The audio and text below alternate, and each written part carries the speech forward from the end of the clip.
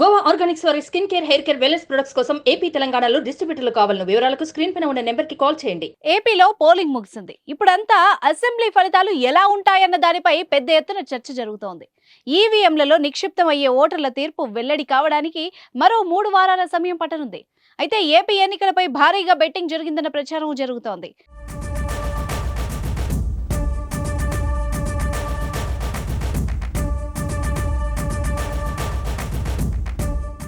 కీలక నేతలు బరిలో ఉన్న పులివెందుల, పిఠాపురం, మంగళగిరి, కుప్పం వంటి నియోజకవర్గాలపై భారీగా బెట్టింగ్లు నడిచినట్టు తెలుస్తోంది. ప్రధానంగా పిఠాపురంలో పవన్ కు అనుకూలంగా బెట్టింగ్లు సాగాయి. వేలాది కోట్ల రూపాయలు బెట్టింగ్ జరిగినట్టుగా సమాచారం. పిఠాపురంలో పవన్ కళ్యాణ్ 50,000కు పైగా మెజార్టీ సాధిస్తారని భారీగా పందెం వేసినట్టు తెలుస్తోంది. మరోవైపు కడప లోక్సభ నియోజకవర్గం మీద కూడా భారీగా పందాలు నడుస్తున్నాయి. కడప ఎన్నికల్లో వైసీపీ తరపున వైఎస్ అవినాష్ రెడ్డి పోటీ చేస్తుండగా, కాంగ్రెస్ తరపున అతని సోదరి వైఎస్ షర్మిల బరిలో ఉన్నారు.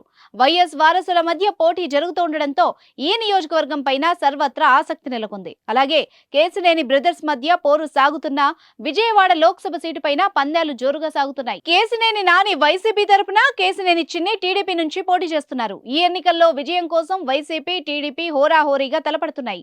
పోలింగ్ తేదీ వరకు ప్రచారాన్ని సైతం పోటాపోటీగా నిర్వహించాయి. దీంతో ఏ పార్టీ గెలుస్తుందనే దానిపైన సర్వత్రా ఆసక్తి నెలకొంది.